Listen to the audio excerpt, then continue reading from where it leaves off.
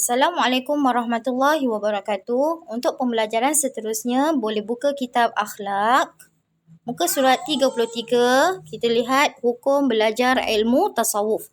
Baik, kita sambung yang pembelajaran sebelumnya ni. Okay, menurut Said Alwi bin Ahmad Saqaf, di dalam kitab Al-Fawaidul Makkiyah, Imam Ghazali berkata hukumnya fardu ain. Kemudian Imam Nabawi berkata hukumnya wajib belajar jika ia tidak boleh membersihkan hatinya daripada penyakit-penyakit yang diharamkan. Tidak wajib belajar jika Allah kurniakan hatinya selamat daripada penyakit yang diharamkan. Baik, ini adalah hukum belajar ilmu tasawuf. Ada tiga ada dua. Imam Ghazali dan Imam Nabawi. Imam Nawawi. Minta maaf Imam Nawawi. Baik, Imam Ghazali kata fardu ain. Imam Nawawi kata wajib. Itu pun ada syarat. Kenapa? Jika apa? Jika tidak boleh membersihkan hatinya daripada penyakit yang diharamkan. Dan hukum tidak wajib belajar apabila jika Allah kurniakan hatinya selamat daripada penyakit yang diharamkan. Baik.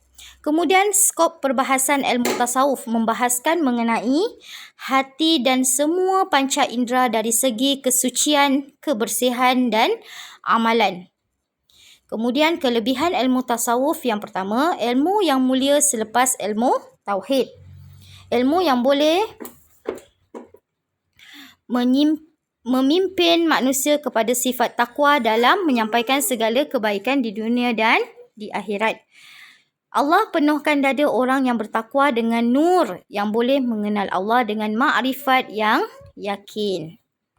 Baik, kemudian muka surat sebelah kita sambung. Orang yang mengamalkan ilmu ini boleh mengetahui segala rahsia yang ajaib yang tidak dapat dicapai oleh orang lain. Orang yang bertasawuf akan berakhlak dengan sebaik-baik akhlak dan akhlak ahli sufi merupakan cerminan akhlak Rasulullah.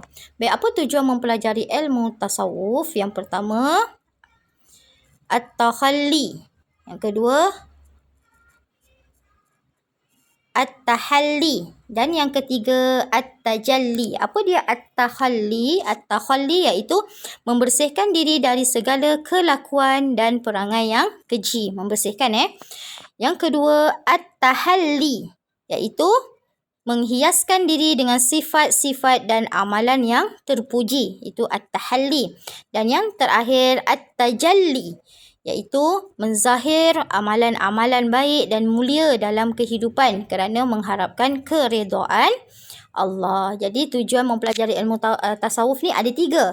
At-takhalli, at-tahalli dan at-tajalli. Baik, kemudian penyusunan ilmu tasawuf.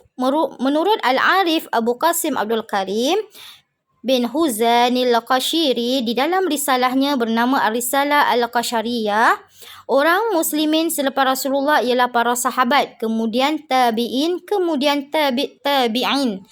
Amalan tasawuf sudah bermula sejak sebelum Nabi diangkat menjadi Rasul lagi. Baik, kita sambung lagi. Nabi banyak mengasingkan diri di Gua Hira dengan memperbanyakkan berzikir dan bertakafur kepada Allah.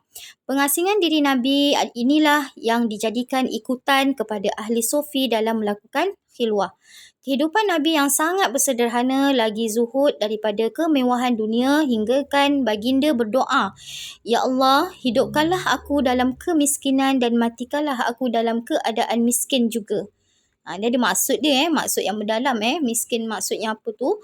Khulafa Ar-Rasyidin menjadi contoh ahli sufi dari segi sifat zuhud dan kesederhanaan mereka dalam kehidupan.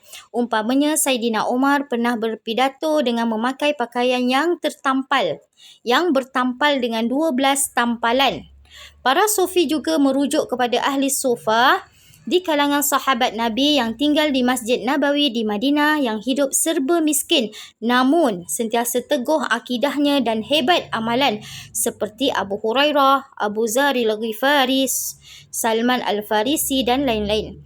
Kemudian pada tahun pertama Hijrah, munculnya gerakan tasawuf yang mengasingkan diri daripada kelompok siasah, iaitu politik.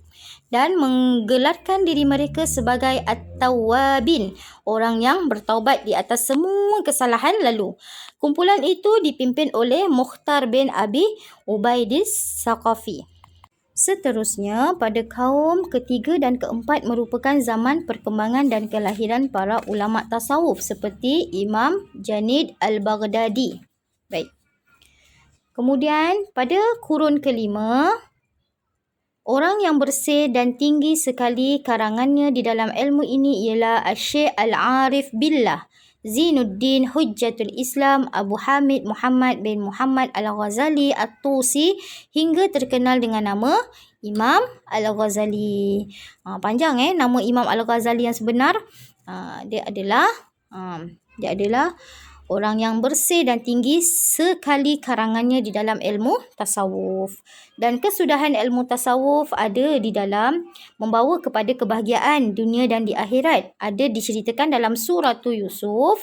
Ketahuilah sesungguh wali Allah tidak ada kebimbangan dari sesuatu yang tidak baik terhadap mereka dan mereka pula tidak berduka cita. Wali Allah itu ialah orang yang beriman serta mereka pula sentiasa bertakwa.